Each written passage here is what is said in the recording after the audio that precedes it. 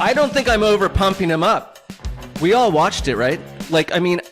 He just, it's kind of what you would have wanted to see. Our show is keeping everything in context of who he was facing and what the stage was. But right. yes, I would think this is what you wanted to see in Shedeur Sanders' first game.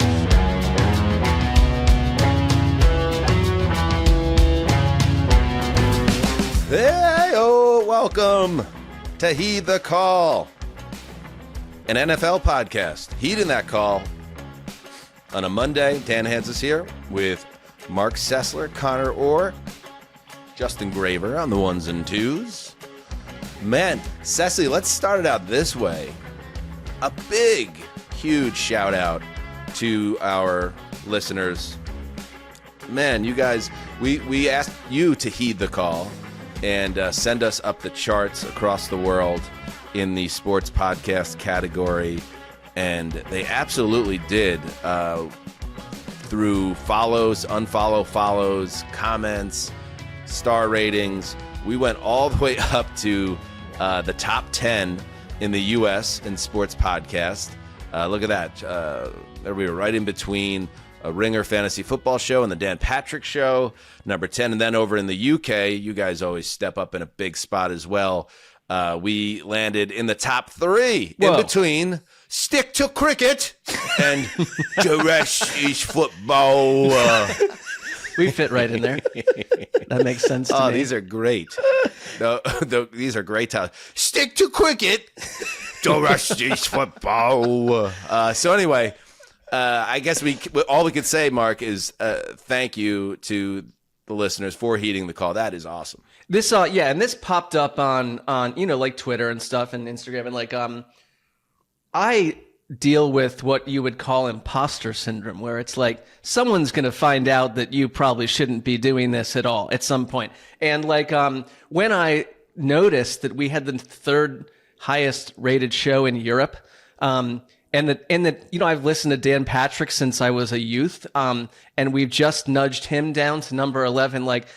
It caused me a lot of internal rigmarole. I was like, wait, I'm on this show? I'm part of this? I'm happy to be part of it. I know, Dan, from where you're coming from, you'd be like, I'd want you to just to say, No, I want you to always be honest on the show. The reason why the show works is because I have egomaniac syndrome. I think I should be the only one doing this. So we balance out. That's fair. I think we balance out. I just was like, wait a minute, what? That's something that's a product that I am a top a part 10 of. football insider. Yeah, you heard Stu Gotts. He said you're top 10, baby. I know that was sincere from him, so that's always helped. Conor, how are you doing, bud? Oh, Justin, yes, sir.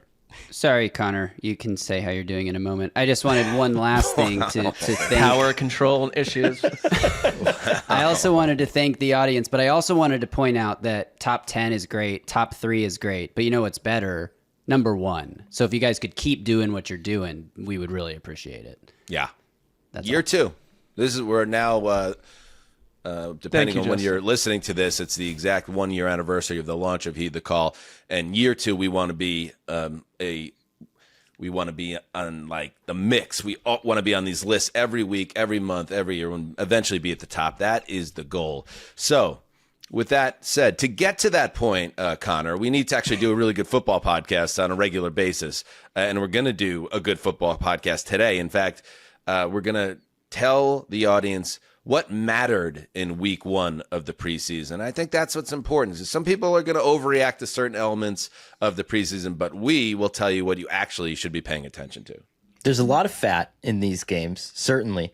And when you're able to trim that out and just streamline it into the protein shake version of what fans need to know, I feel like that's the ultimate service, Well said. And we are going to ask about Conor's weekend, but maybe a little bit deeper in the show because he sent a photo to the group chat that was both very expressive and captured Conor in a moment of jubilation that I've never seen before. So that's a little tease. There it is. We're going to get the story on this photo if you're watching on YouTube later in the show. But let's get right into it. Let's have a conversation. Let's talk about the things that mattered in the first week of the preseason. Who wants to start? Who's got something that they feel good? Well, why don't we start with your Browns, Sessy? Because I know a lot of people had eyes on Shedeur Sanders, who obviously was a very, very buzzed about individual this spring, not maybe for the reasons he wanted to be buzzed about when he ended up falling to the 5th round. But a lot of people are going to be plugged into how he looked, getting a lot of playing time at a time where the Cleveland quarterback room was beat up. What did you see from Deion's son? I feel like Cleveland has a talent to, via drafts typically, bring in these like massive lightning rod quarterback scenarios that you don't know if it's going to be a disaster or a pleasant surprise. This was a pleasant surprise. Watching Shedeur Sanders play, here's the thing. Number one, he's never been in the NFL for more than a minute, and he looked comfortable. He made a couple throws. There was a throw he made moving to his left, a scoring throw that was just like, wow. He seems to me to be in control of himself out there and what he's doing. They've got this guy, Luke Floria, that they waived today, but he made a beautiful throw down the sideline to him, a one-handed catch by this 5'8" receiver. It just seems to me like it's only a matter of time before they're going to find a way to make him the starter at some point, because they've got a messy quarterback room. And I see the players around him enjoying him, working well with him, and he just seems to me in control. I watched it and I was like, I don't know why he went as low as he did in the draft. I know it had to do with like his interview process and maybe some of the Sanders experience, but I saw a player that looked better than most Browns rookie quarterbacks would. Sure. I don't think I'm over pumping him up. We all watched it, right? He just, it's kind of what you would have wanted to see. Our show is keeping everything in context of who he was facing and what the stage was. But yes, I would think this is what you wanted to see in Shedeur Sanders' first game. I think we kind of do know why he slipped. Right. Based on what the talent level, as we understand it, was in the quarterback class, and then the very real concerns about his attitude and his ego. And I'm not going to dwell on it, but after the game, you saw him giving, I think it was Tony Grossi, some shit for saying negative things about him, which is like, kid, you played 2 quarters or whatever of a preseason game. Just take the win and move forward. My question will continue to be, because he obviously has talent, right? The question that I'll continue to have is, can he handle the ego death that comes with maybe being further back on a depth chart than he believes himself to be, especially if he finds himself having some success, even if it is week 1 of the preseason. That's when I say the Browns are going to mess this up, which I know is annoying to you, Mark, and as a Jets fan, who am I to talk? But it's that concern that his ego can't handle where they might have him on the depth chart, especially if things go wrong with the Browns early. And then you might say, to your point, then just play him. But right. I don't know if they're there. But maybe if he balls out for 3 straight weeks, it changes the entire equation where we're at. I know Connor watched this too, so I'm going to be really quick here. But I will say, because I'm probably more magnified on this than I would be otherwise, that I don't think he is an antagonistic, negative person in any of his comments for the most part. He really has been the opposite of that. And even with the Tony Grossi moment, it was playful. It ended with a smile and a jab. It wasn't something that was sort of a incredibly negative or self-possessed. I'm kind of just willing to see where it goes. Connor, I know you watched him as well, and you maybe the word is not he seems to me, and I think the book is out, that he's an entitled guy and a guy that came from extreme wealth and didn't have a lot of challenges in his life, and he expects things to be handed to him. And in case you didn't see it, here's that little moment between Sanders and Tony Grossi, who's kind of a Cleveland media mainstay. I think he does radio stuff now. Let's check that out. Tony, I be hoping you Tony, I be hoping you got something positive to say about me. You always say negative stuff about me. And I'm like, I ain't do nothing to you. No. I ain't see nothing positive that you ever say. I did something positive every day. But I'm saying, come on, Tony. What I do to you, Tony? Harmless. That's also, if you can't, for those of you who don't know, the Browns director of PR is right in the foreground of that, and in his head, he's just probably please stop this right now. Let's move this along. All right, let's move on. But yeah, good start. And let's see, because they are going to, I guess none of the Browns' injuries, right, are serious ones affecting the quarterbacks other, obviously, than Deshaun Watson, who's out of the picture entirely. But Dylan Gabriel, who, yes, was actually a third-round pick, 2 rounds ahead of Shedeur Sanders, is involved. Joe Flacco, of course, is in the mix. Kenny Pickett is in the mix, but he's down right now.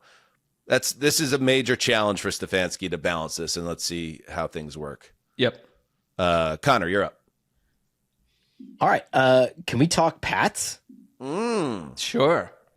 Let's do it. I did not expect, and Shedeur was obviously the story of the preseason. I agreed with a lot of Mark's assessment. I really liked him, but I do want to see him against a better opponent. But the Patriots, to me, if you stack up the first and second round picks, probably had the best weekend out of anybody. Will Campbell starting at left tackle, 8 pass blocking reps, 0 pressures allowed. But it was the run game where Mike Vrabel always takes chances on shorter arm tackles, and this guy's pulling out to second, third level, burying cornerbacks, looking really good. He had like 2 or 3 pancake blocks where he just smashed people. And then obviously Travion Henderson, this guy's like a mainstay on third down right now already. And it takes a long time for your factor backs to be able to pick up the blocking scheme, to be able to be relevant at that point. Him and Drake May's rushing touchdown, Travion Henderson's running a little in-cutting route, makes the whole defense go to the right. Drake May cuts to the left. I'm like, holy smokes. Like, I am buying in on this. Both of those guys look fantastic. They dropped a hammer, and it's kind of was like a nice opening note from Mike Vrabel. And I will say one thing about whether I can get why some people wouldn't be on the Vrabel Express, but here's him once again after the game tangling with a journo. Let's take a look at this if we could. More? Mike, just a thought on Drake's performance, and I'm sure the turnover probably annoyed you with what he did. Are you asking and answering a Just question no, at your the thoughts. same time? Is that what you're doing? I got you. Your thoughts. I would say you about summed it up. Well, you know what, Connor, you're the hardened beat guy here. The journal, a little bit of a verbal diarrhea there cost him, right? Unnecessary.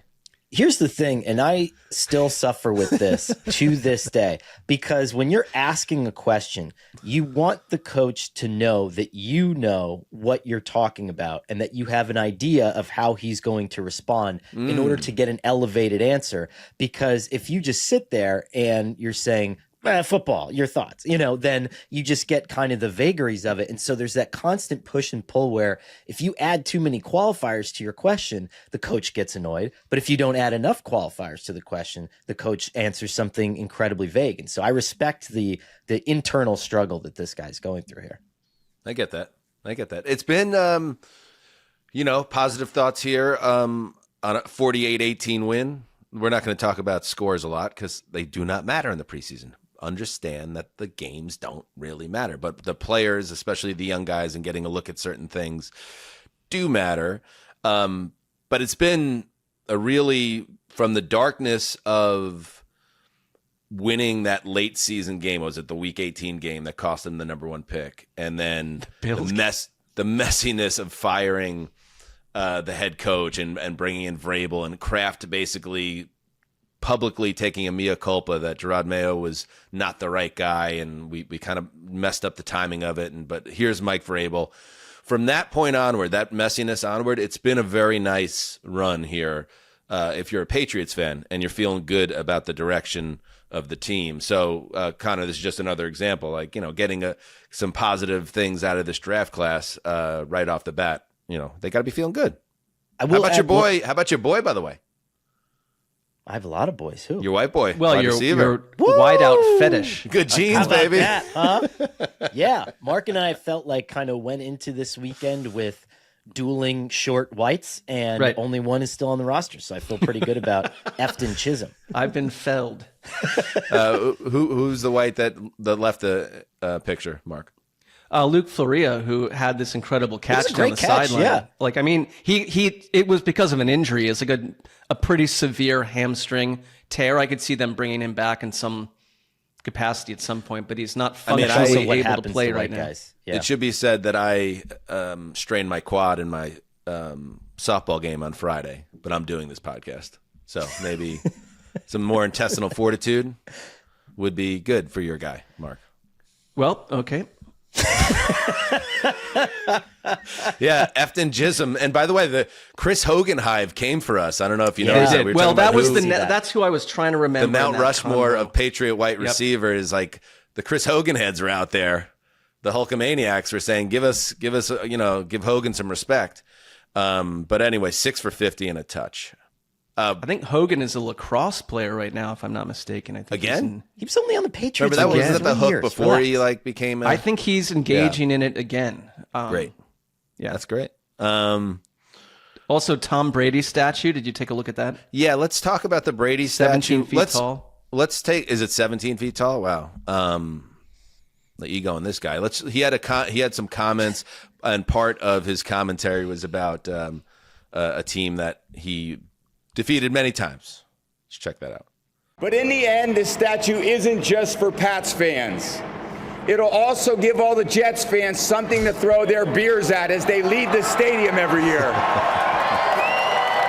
Probably in the second quarter. Maybe the third. Funny. Ha ha ha ha ha ha ha ha. He's so funny. You know what? You know what I want to say? First of all, your statue sucks. The head's it's a too weird small. statue. Head's too small. Yeah. Tiny head. Yep. And I love it. You botched your statue. Can't fix it.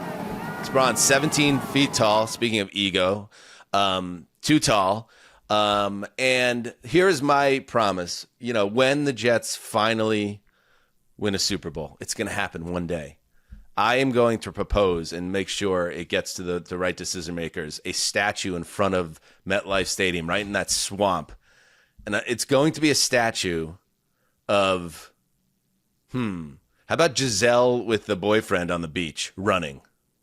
The is it the We're playing personal Frisbee trainer? together. Yes, Yeah. the personal trainer. Maybe just a shot of Brady at his own roast, realizing he just made the biggest mistake of his life. Just a pensive Brady statue. They should just put that up now. Though. Yeah, we don't need to win. Just that's a free one to the entire Woody Johnson empire. We can't just take these zings and arrows. We need to fight back.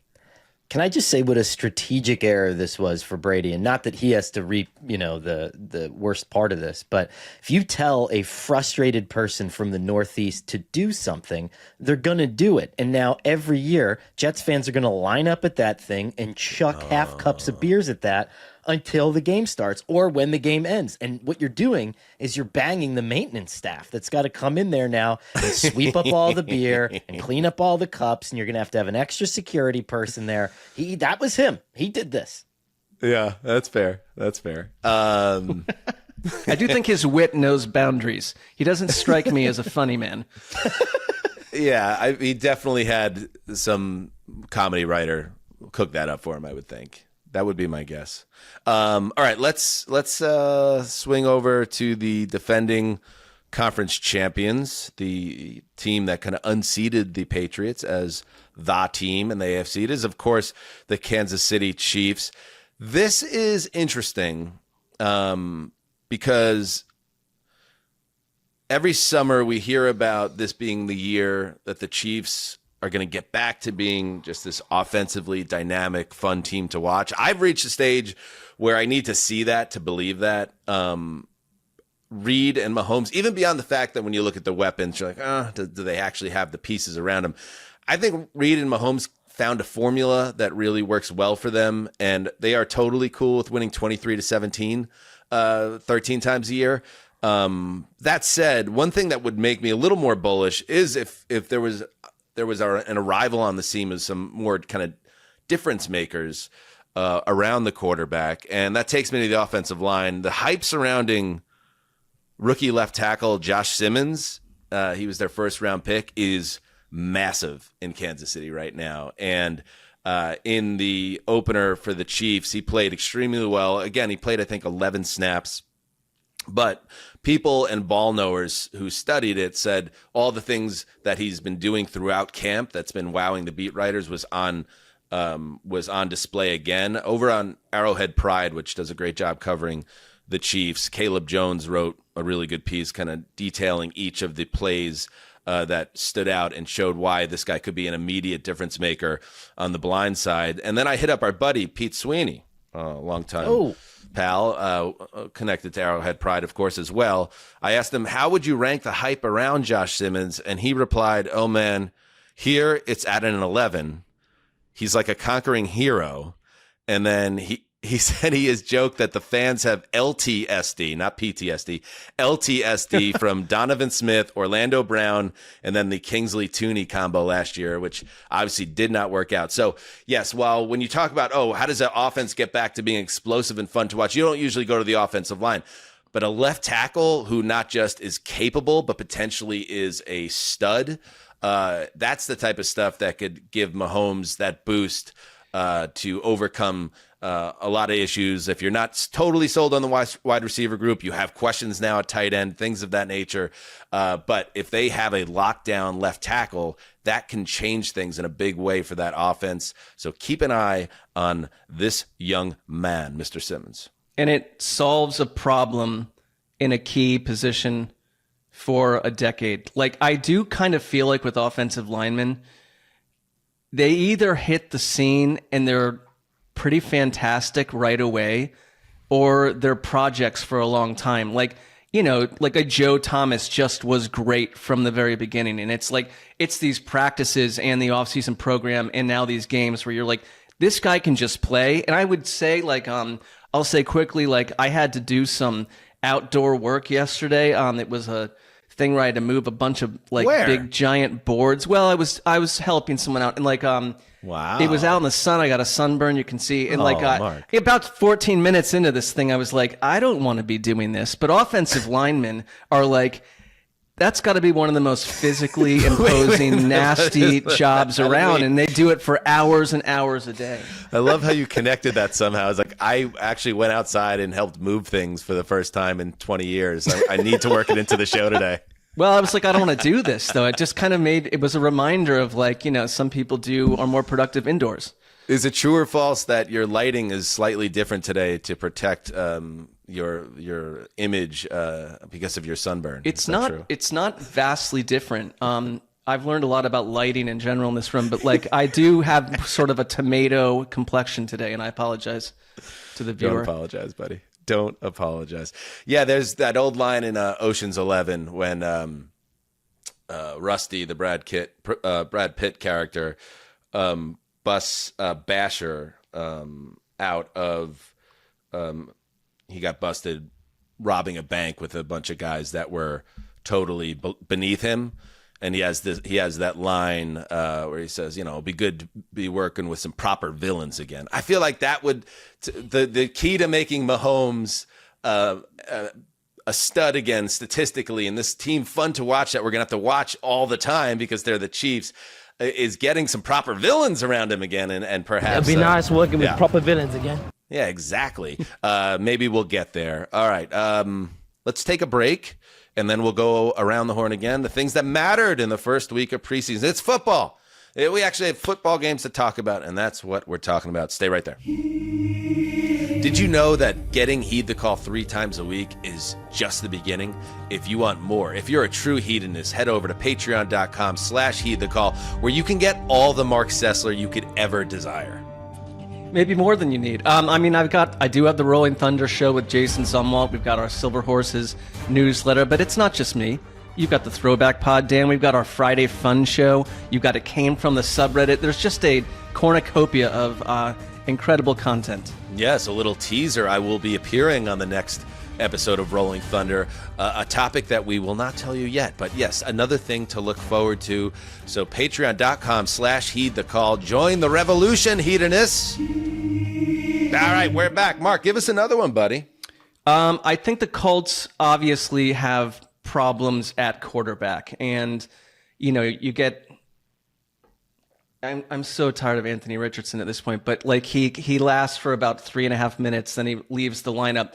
There is a ray of hope, though.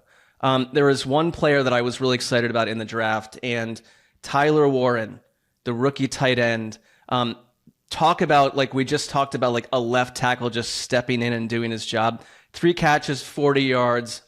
It didn't really matter about the quarterback play. This guy is a nasty individual, and he's very physical. And I think he can kind of, I'll never forget, there was a Dolphins Hard Knocks where there was a tight end they were working with that he wasn't fundamentally a good blocker. And it was like, you can't really do what we need you to do. Warren is a absolute beast. And I think he is just going to be one of the biggest stories of the season on offense. There have been a lot of better, quickly developing tight ends in the past couple of years, obviously, but a major fantasy asset out of the gate. And I don't know what to think of the Colts in their quarterback situation. It's going to be just rotate each of them in over and over. But this guy is going to be I think an NFL star, and we saw it right away. And so to me, that's exciting from like a trenchant fantasy angle, or just like, this is something to build around. And there's so much they can do if he shines the way that I think he will.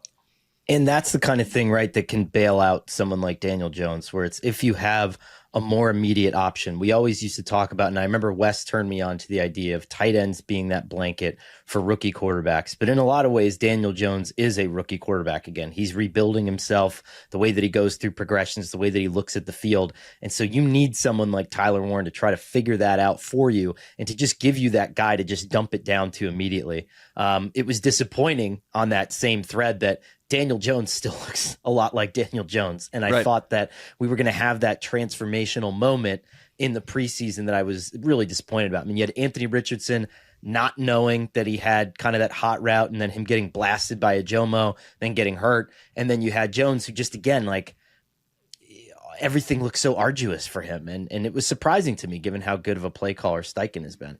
Yeah, that could be the only thing that holds back Warren from making a huge splash is really bad quarterback play. But we'll see. And I think that injury that Anthony Richardson suffered was a dislocated pinky. It did not.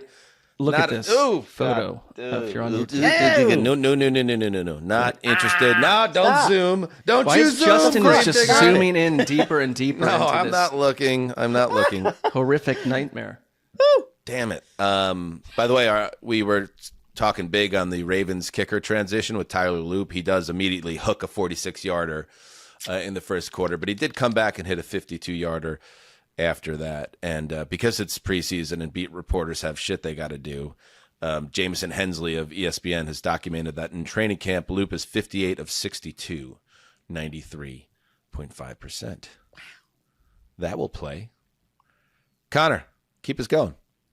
Can we talk about the Titans, Justin? Hell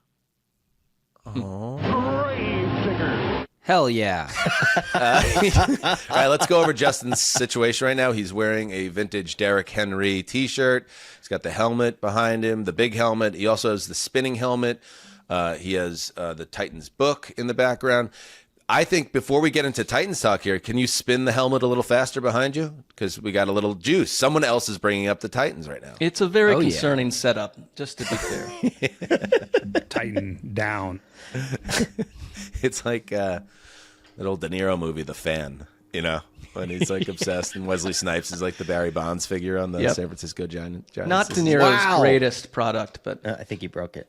He's spinning it too fast. Oh, Yeah, no, he he broke took it. it off the orbit. he's also eating a sandwich or something right now on the show. I just It looks like avocado toast with a fried egg on it. Am I right on that? Close. Jessica made this. We were supposed to get lunch before taping, and I just had too many elements to prep. So she just put together a little hard-boiled egg, turkey, open-faced sandwich thing for me. Very nice. a lady. Someone's fiancé I eating have. healthy ahead of the old wedding nuptials. Got to squeeze into that penguin suit. All right, let's go. A little Titans talk. So this immediately brought up one of my biggest complaints. And for reference, Jaden Daniels on the third play of his first preseason start threw the ball like 70 yards downfield. These guys are jacked up. They're nervous. There's a lot of energy. Brian Callahan, let him throw on goddamn first down. Let him get his arm out. Let him get the nerves out. And instead, we have these little puttery play calls. And then when it gets time for him to make a throw on third down of consequence, like it just doesn't look as comfortable or the way that it should. I had a few complaints about him.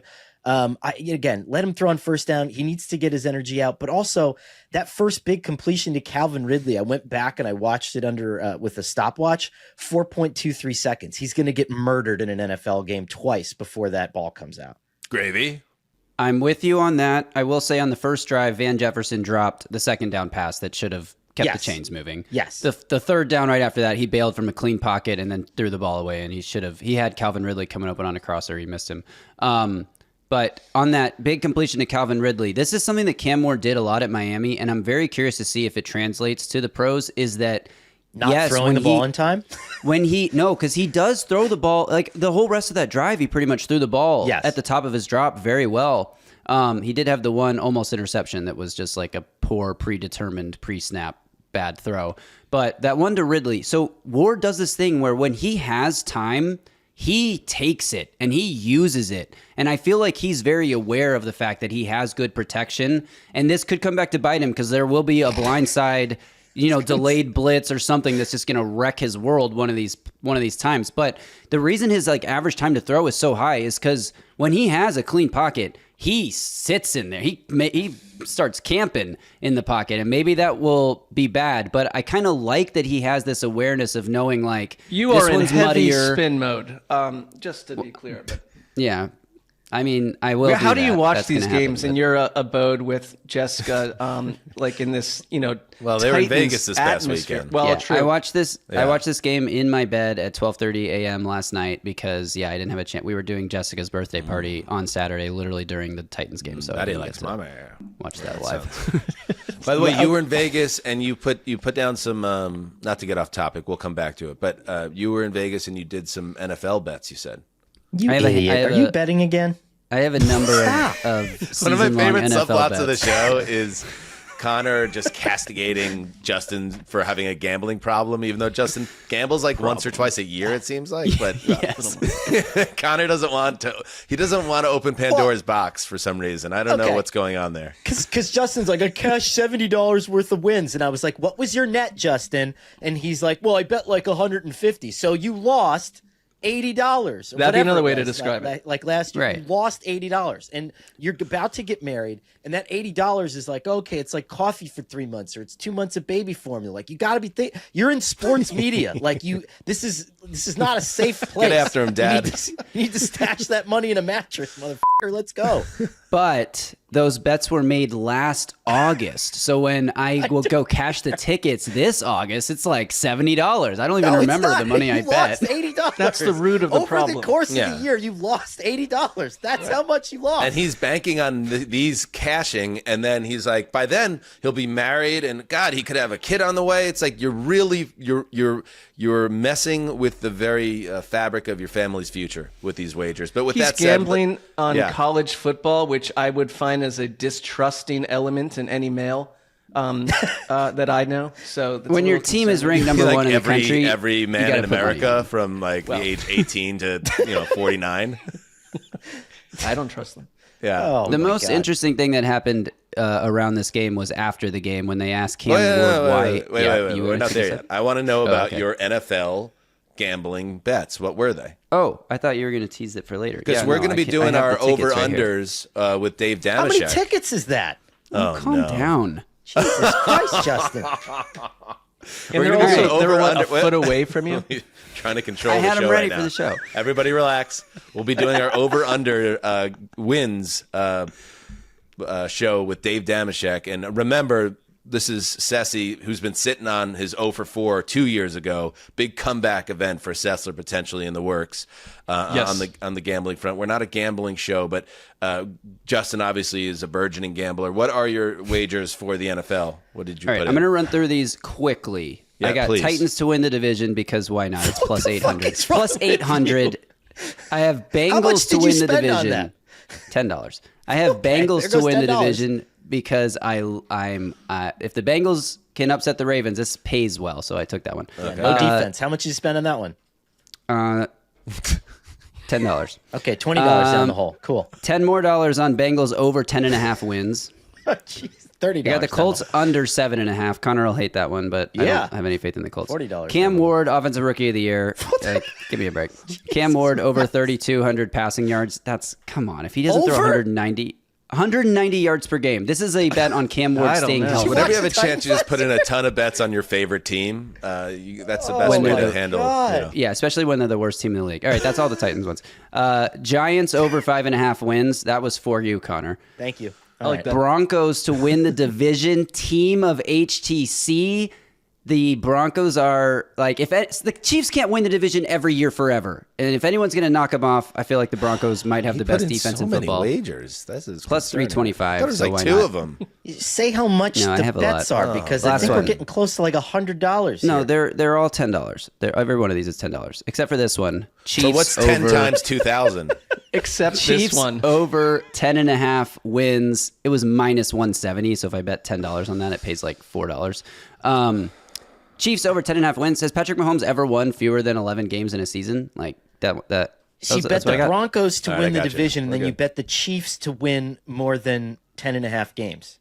Yeah, so one of those is going to hit. This is a if not classic. both. Which They both cancels could out hit. the other one. But they both Classic. could hit. No, but the Broncos are plus 325. That's big time. All right, That's all right, three all right. times the bet. But I'm just gonna say, I'm not going to give you money for bit. your wedding, dude. I'm Yeah. not. I'm gonna put it in like fucking railroad stocks. So you can't do something stupid with it. When you keep telling us, it's only for $10, but when you put in 147 $10 bets, that's a lot of money. It adds right. up. But if I win half of them, then I break even or win money. So it's all Famous good. last words. I would be concerned about your Cam Ward Rookie of the Year cashing based on he said that he to get relaxed before the preseason debut, he had 6 hours to kill. So he watched a movie, and then they asked him what movie did he watch, and here's an image of this film. It's I think unreleased at this point, maybe never released, never to be released, John Cena action film. Let's take a look at this. Okay. It's called Freelance. Freelance. It's from 2023. Cam Ward did say in the presser it just came out, so that's not true. And he also said he hasn't finished it yet, so he'll wait and let the media know. Let me just tell you, how this is one of those movies that Steven Seagal is currently doing. It's a Photoshop of John Cena holding Allison Brie, who I love Allison Brie. I wish she was getting better roles. Hands in like a swamp running through as something explodes behind them, and a helicopter that was obviously Photoshopped in roars overhead. Freelance. Retirement didn't suit him with Cena. That's concerning to me that's the film that he watches to get ready for his pro debut. It's ominous. That's all. Christian Slater is above the title. I don't know. I'm concerned. I'll put it that way. All right, Not a let's lot of move arrows pointing up here. Let's move on. We had a fantasy team named Allison Breed that you and I did. co-owned, Dan, for a number of years. There are a few actresses that captured the imagination of Mark and myself collectively that rank higher than Allison Brie during her Mad Men / Community period. Yeah, I think any sensible person would understand where we're coming from. Just an absolute comet, and I hope this. I hope her career. I hope this particular film just explodes. Right, based upon on society. I mean, he is the number one overall pick. Maybe that will shoot it back into or get it to the mainstream in a way that it previously wasn't. That's the only way to look at it. All right, I'll do my second one. Let's talk the quarterbacks at the Meadowlands and the offenses at the Meadowlands, and if there's reason for any optimism for the Jets and the Giants.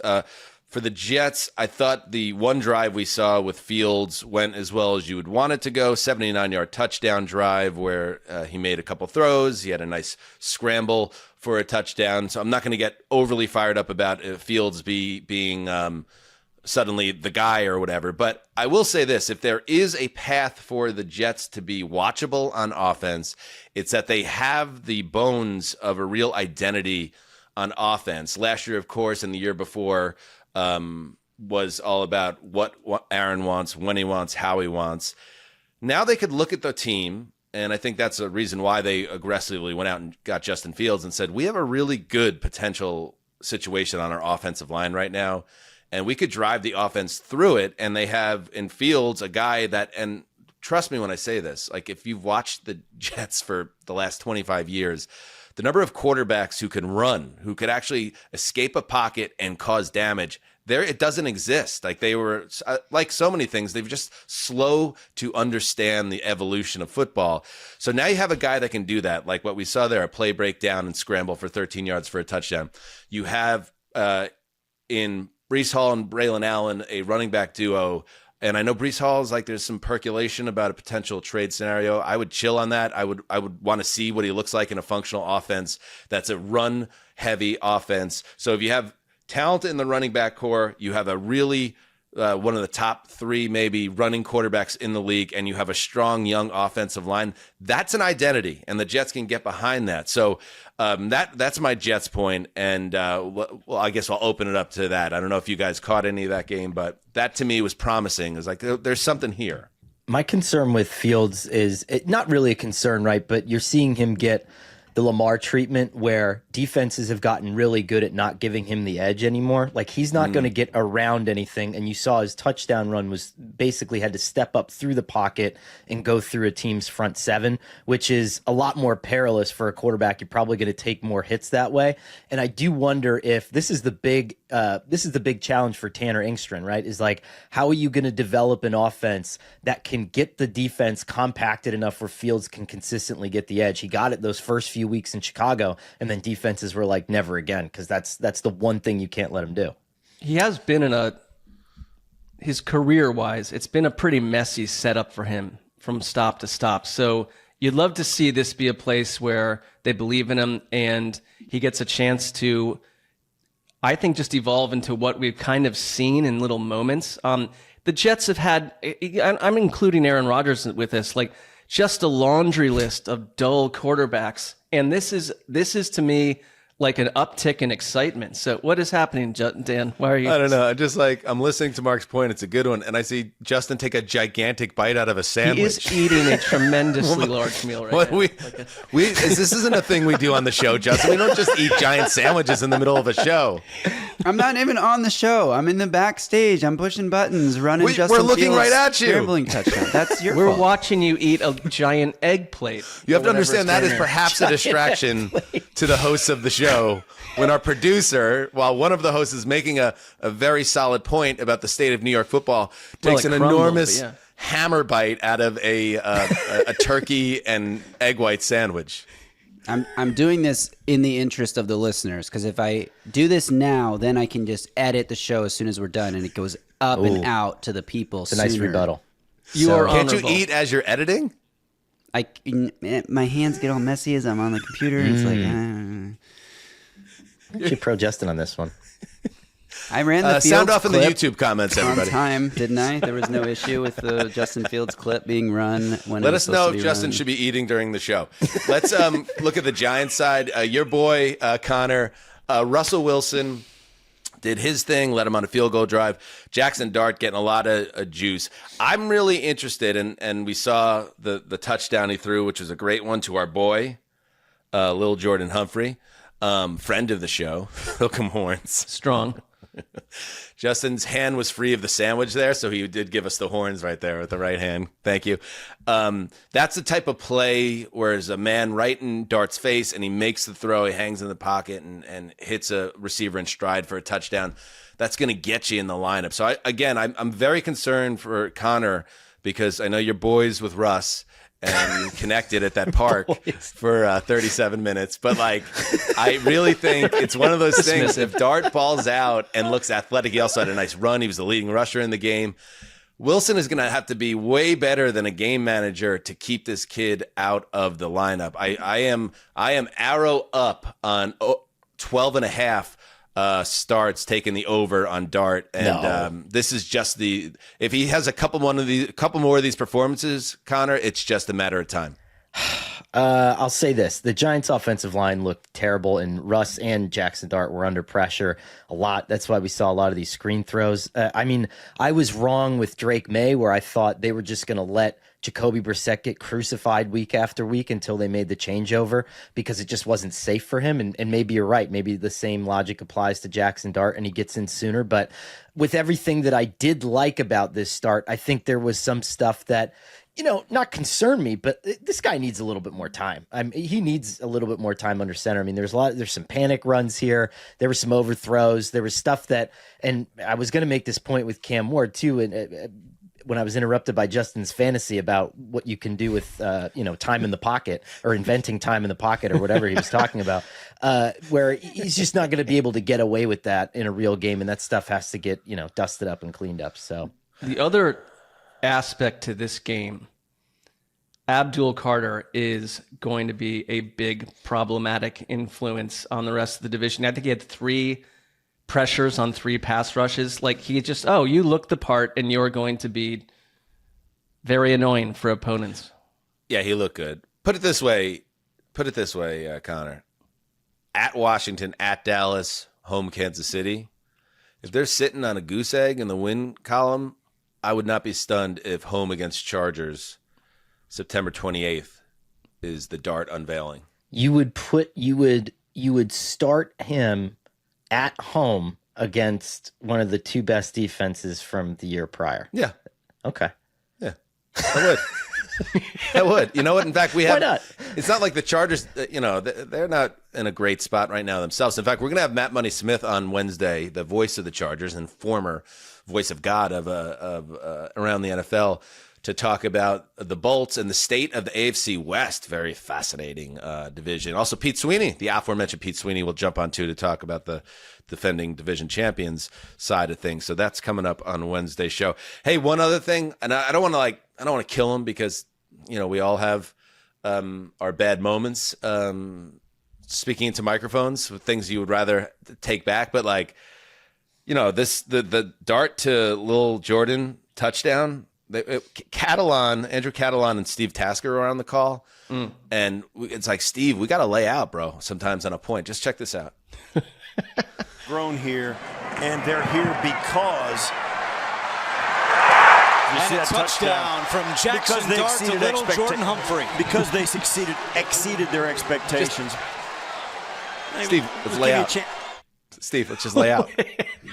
We'll get back to whatever that point was. The first round pick of the Giants just threw his first touchdown pass. We got to just lay out. It was a theme of Get the out of the way. weekend. Give Catalan the runway. You know what I mean? Be a storyteller. Yeah. You called it earlier in the week when you talked about the local weatherman running the preseason broadcast, and when you watched the Browns Panthers, it was presented by First Arthritis Healthcare or whatever it was, and you have these people trying to handle the largest bandwidth for a preseason game probably ever, and they're like, let's kick it to a feature on the Panthers evolving defense, and it's like no one gives a fuck, Did you say First Arthritis Healthcare? Catchy. It wasn't FAH. Oh, I remember my first arthritis. Ravy? I just wanted to make a point that I'm in full agreement with you guys. I was very annoyed by this because Gravy's got a big mustard stain on his shirt. No, I don't. Hold on, let me swallow.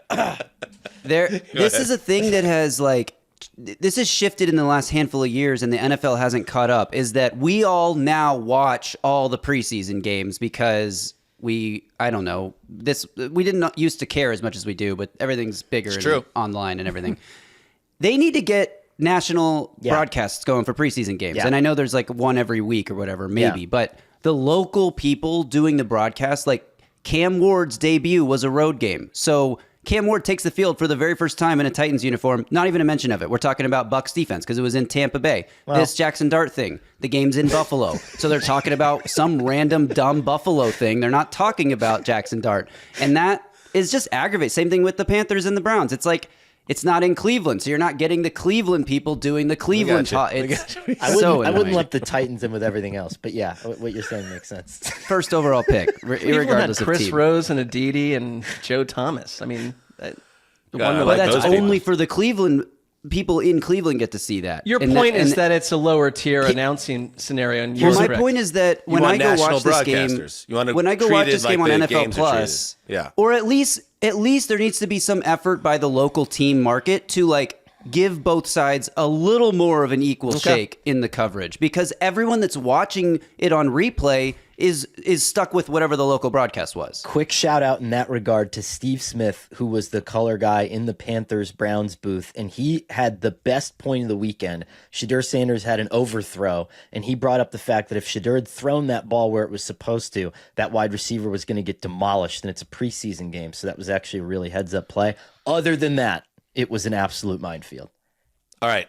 Let's go around one more time with a real quick point, something that was fun that you saw, whatever, preseason week 1. Ceci. So Geno Smith visits Seattle with the Raiders and was caught giving a double bird, if that's what we want to call it, a double middle finger to a Seahawks fan. Can we show this? Now, I typically am a little... Geno's not my favorite player on the planet, but I kind of want to stand up for him in this situation if we can show this image. Geno Smith was seen at the Seahawks game making an obscene gesture at a fan with a sign. Obscene. Did you see what the sign said? Yeah, I saw it. Yeah. Next question. Well, there's the sign. What does and it it's say? a sign. It said, bigger bust, Geno or Jamarcus Russell. I mean... What an idiot. My one thing would be that Geno, if anything, has proven that the journey of a quarterback can move you out of that phase, and you were pretty wonderful with the Seahawks. Wait, this is... Pete Carroll's absolutely right.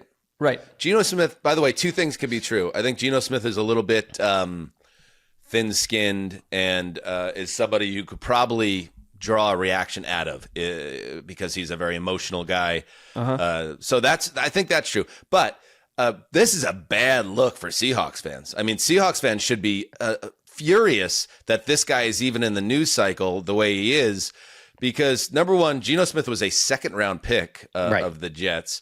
He was not a first overall pick like Jamarcus Russell. So right there, it's not apples to apples. And to Mark's point, Geno Smith kind of worked his way from being you're not even really a bust when you're a second round pick, but like from washing out with the Jets to then rebuilding his career and then getting a big, like multi-million-dollar contracts. He's a success story. So screw this guy. And if you were a Seahawks fan, you should have pointed out to this guy, put that sign down. You make us look bad. He just balled out for us for 3 or 4 years and gave us more than we could have ever asked for and always represented the franchise well.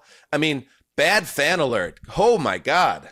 You could look at the guy though, and he's got like his significant other next to him or whatever that is, and you can totally tell that he's one of those people who thinks he understands football in some concept, and is just he's like, babe, yeah, you just wait till you see what everybody thinks about this song. You're just a total idiot, you know? Well, yeah. The other thing is, because I as a kid, I would create like poster board signage when I would rarely go to a game, like a preseason game, and I'd be way up thinking it would get on TV and it wouldn't. But it's like, you got to care about the penmanship side of things here. And this is a disaster. Like this is this is just a disastrous presentation. And by you just know that this guy, this butthole, he's wearing a number 1 jersey. It's not Warren Moon, I guarantee you. It's probably like number 1 fan or like his own last name. Like, grow up, buddy. How about we move on in life? Let's look at this. We are a pro Geno Smith podcast, apparently, as it turns out. Wow. Throw out something, Connor. What else jumped out to you? Let's go super obscure here. The Rams game, just a wealth of depth on this roster. On the first drive, they have their freaking punt returner, Xavier Smith, making 2 of the most ridiculous catches that we saw the weekend. But my new preseason obsession, Willie Lampkin, their undrafted free agent center, is just like mauling people like this slightly undersized wood nymph, and his movement was mesmerizing. And I've never been that entranced by preseason backup center play before. I think this guy could legitimately play serious snaps for the Rams this year. I love it. He's stout. He's like a fire hydrant. And look at him. He's not wearing any gloves. He's like got the tape around the fingers. He's like a throwback dude. Tar Heel Nation, rise up. I like that. By the way, I reached out to Jordan Rodrigue, who will be coming on the show sometime this month. And I did ask because I think it was Easton Stick, is it? Is he he's a backup in Atlanta now, right? And he played very well in their preseason opener with Penix. Penix didn't play. And we know the Stafford situation. We'll get to the Stafford situation in a second. But the Stafford continues not to practice, and there's no real timetable in place. I was like, would there be any way that, or any reason for Les Snead to kick the tires and give the Falcons a call? And Jordan said, McVay is good with Jimmy. They really like Jimmy Garoppolo. So I just thought that was, because this Kirk Cousins thing, it does strike me as, is he going to get moved at any point, or are they really going to ride this out with him on the roster, or are they just waiting for someone to get hurt? And somebody might be hurt for the Los Angeles Rams, but it looks like the Rams would ride with Jimmy if it came to that. Just wanted to throw that out there.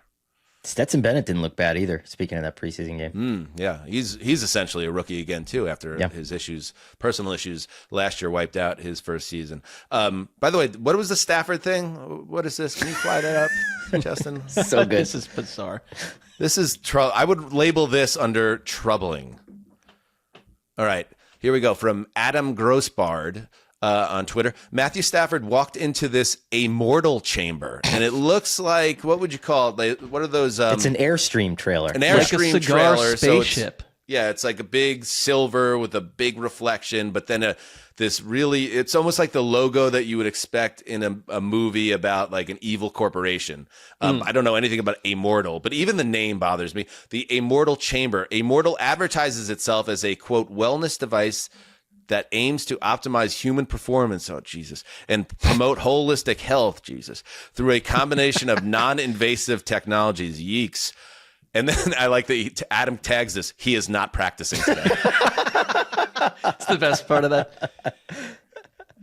Can you imagine that vehicle chugging down the interstate? Like that is an insane vehicle. I'm so alarmed by this. I cannot tell you how alarmed I am that they roll that thing onto the facility, and then the QB1 just walks into it and disappears for X amount of time.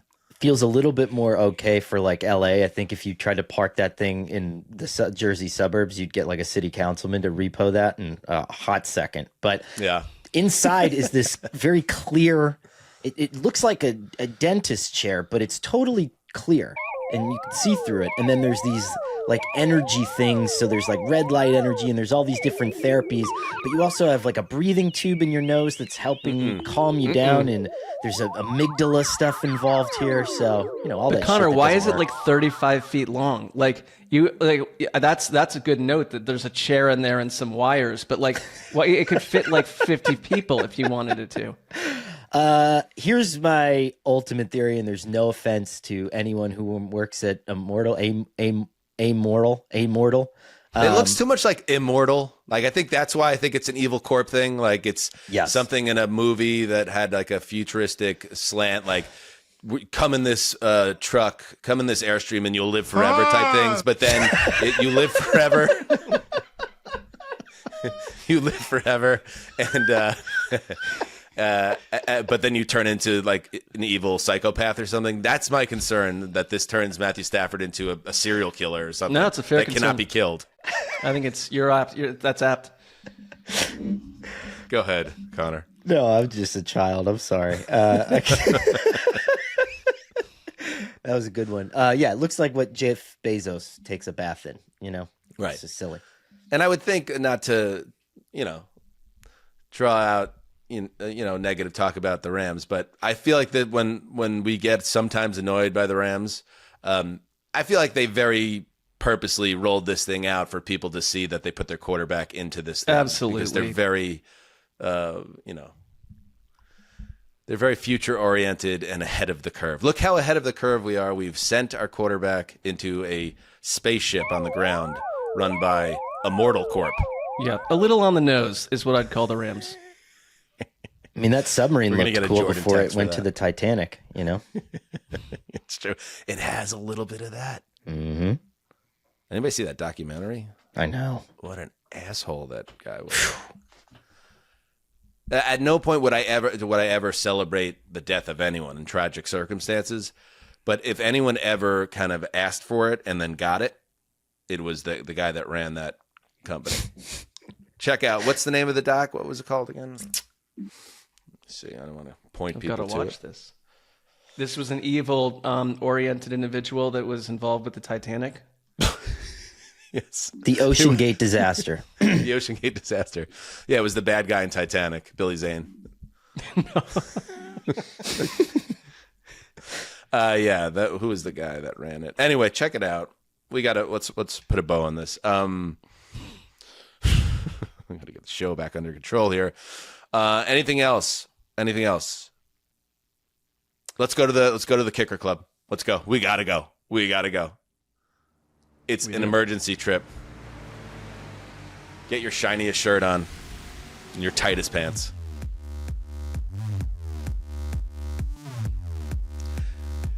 I want to tell you something that happened today. I got a text. I think it was from Gravy. It was on the group chat thread.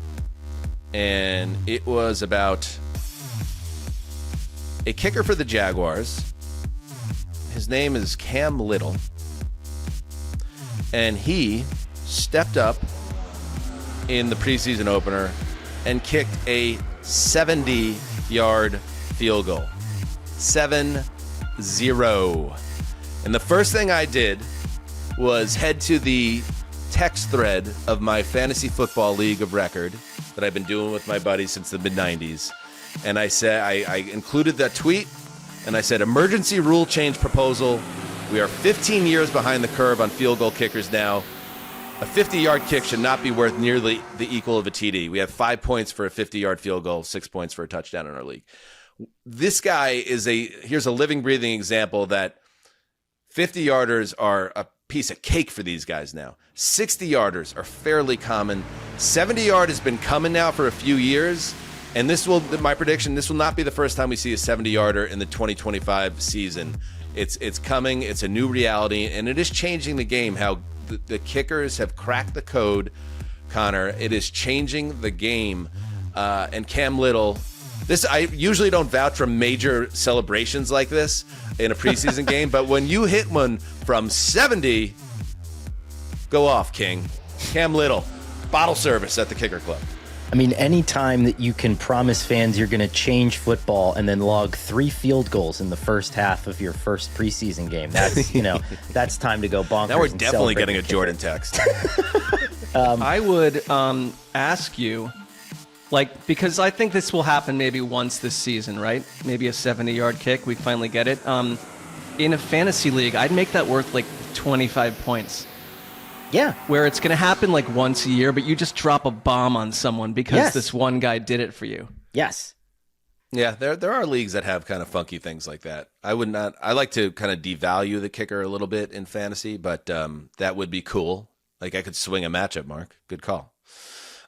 Should we just hit a couple quick injury things? We should, and that's obviously the biggest downside of preseason, but you really can't avoid it. 3-time Pro Bowl guard Landon Dickerson suffered an apparent lower leg injury during the Sunday night practice for the Eagles. Not a game, but a practice. He was taken inside on a cart after being helped off the field. As of this taping, Justin, unless I missed it, we don't have an update on the severity of the injury, but Dickerson is an absolute stud, and that would be a major blow for Philly along their offensive line. We talked about Matthew Stafford and his Ammortal chamber. Everything's fine. Nothing to worry about. Dolphins running back Alexander Madison is out for the year with a neck injury, so the Finns need to go shopping for some running back depth. And Titans running back Tyjae Spears has a high ankle sprain. He's out a few weeks.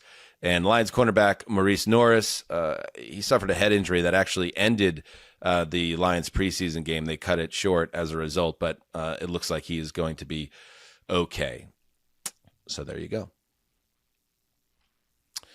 What do we learn? What do we learn on today's show? I don't know. We learned a lot. We learned a little. That's the thing about preseason. You don't know what to take serious out of it. You don't know you should just let go, but we shared what jumped out to us. I mentioned at the top of the show, you guys, the listeners did an incredible job showering us with subscribes and likes and comments. Here's just a few of the comments that we received. Let's see. Headline, some great taste, now with feminism.